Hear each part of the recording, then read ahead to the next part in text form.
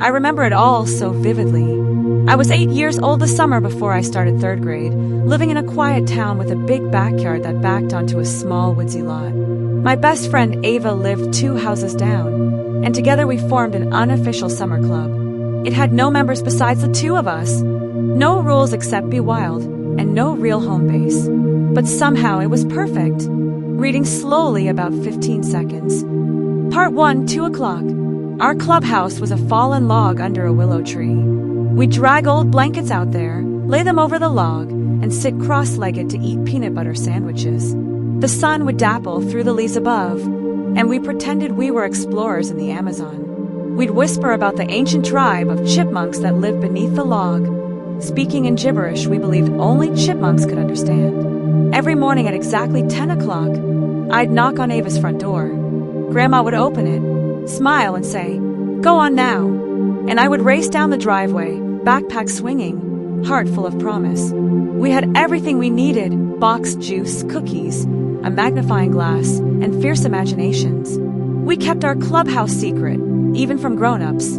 We believed adults would steal our magic if they knew where it bloomed. So we only allowed squirrels, birds, and the occasional butterfly to visit. Our chatter filled the space with stories about meeting mermaids in the pond, or discovering buried treasure near the old oak. To us, every stick was a sword, every rock a castle. Reading about 20 seconds. Part 2, 4 o'clock. Late in the afternoon, we chased fireflies. As dusk fell, the yard would glow with their soft, flickering lights. We carried small jars with holes punched in the lids, trying to catch as many as we could. The light inside looked like tiny lanterns. Ava would hold hers close and say, "Look, our own night sky." I'd smile back, feeling the warm heaviness of summer in my chest. Occasionally one would get away, and instead of feeling upset, we'd cheer wildly.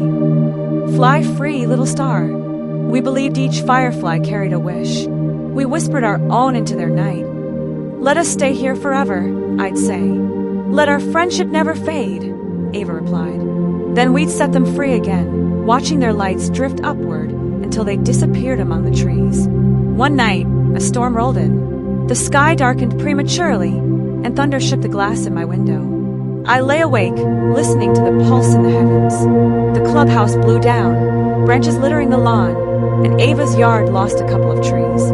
But in the morning, we found resilience in rebuilding. We propped the log higher, repaired the blankets with grass and twigs, and toasted the renewal with lemonade. We said, if we can rebuild after the storm, we can rebuild anything. And rebuild we did, reading about 20 seconds. Part 3, 6 o'clock. At some point, our summer club extended to include new recruits. First was a shy boy named Marcus who lived across the street. He had thick glasses and always tagged along, clutching his own jar for fireflies. Then came Lila, with red hair like spun copper, whose laughter became the soundtrack of our afternoons. We welcomed them all, giving each a junior membership card, just a piece of construction paper with our scribbles, but it made them feel official. Together, we staged expeditions deeper into the woods, seeking hidden caves, really just hollow trees, and mapping unexplored territories. We marked paths with little flags made from sticks and leaves, hoping someday grown-up hikers would stumble across them and wonder who made such careful work. Early one afternoon, we discovered a moss-covered stone with strange markings. We spent hours theorizing about its origins. Could it be dinosaur footprints? Ancient runes? A message from aliens? In truth, it was just a rock with indentations. But in our minds, we declared it the Stone of Wisdom and made it the heart of our club. By night, we whispered our dreams into its grooves, certain the stone would make them real by morning. At the end of each week, we held a campfire ceremony. We'd gather small twigs, build a pretend fire pit, and toast marshmallows on sticks. We told ghost stories that made us laugh more than they scared us. We drank warm boxed juice with powdered crystals left behind at the bottom, our own blend of adult sophistication. Reading about 25 seconds. Part 4, 8 o'clock. As August crept in, the days felt heavy with heat. The pool beckoned. We started taking midday breaks to cannonball into the cool water, shrieking at the shock of it. Our clubhouse got abandoned more often, our afternoons filled with water and laughter. One day we found a baby turtle by the pool, struggling along the concrete. We rescued it, named it Shelly, and tried to nurse it back to health in an old fish tank. We fed it lettuce, watched it survey its shell, and debated whether it wanted to stay or go back home. After 2 weeks, we set Shelly free in the woods by a creek near the house. We lined the path with flowers and waved until we couldn't see her anymore. I held my breath, hoping she'd whisper a thank you as she went. That night, a meteor shower streaked across the sky. We lay on sleeping bags in my backyard, counting shooting stars, 6 in all. We made silent vows to keep our friendship bright, to chase adventures forever. It felt holy, like the sky was blessing our tiny world. Reading about 25 seconds. Part 5, 10 o'clock. School started in September. The clubhouse stood weakened and half forgotten. We visited less often. Homework, parents, and the glow of video games pulled us away. The fireflies lit up one last night in August, and we caught a handful just to say goodbye. At the first picnic lunch of the school year, Ava and I sat together, swapping stories of vacations and new teachers.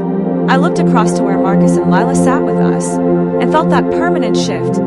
Our club was changing, we were changing. It wasn't sad, it was right. One afternoon, as I walked home past the woods, I saw the fallen log under the willow. It looked tired, worn. The blankets were gone, chewed by squirrels. The moss on the stone of wisdom had grown thicker. I brushed my hand across it. I closed my eyes and whispered a final thank you, for magic, for friendship, for that summer that taught me belief. I walked home, shoulders back, ready for third grade. My heart still carried the glow of fireflies. Reading about 25 seconds. Epilogue 219. Years later, I returned. The willow was taller, the woods denser. The log was gone. The stone of wisdom lay half buried in leaves and soil. I dug it up, set it in my hand. It was cold, heavy, familiar. I nearly forgot how to feel 8 again, but then I recalled the taste of lemonade, the roar of thunderstorms, the warmth of friendship. I tucked the stone into my backpack, planning to gift it to my own child one day, so they'd know. Childhood is its own treasure. It glows like a jar full of fireflies inside you.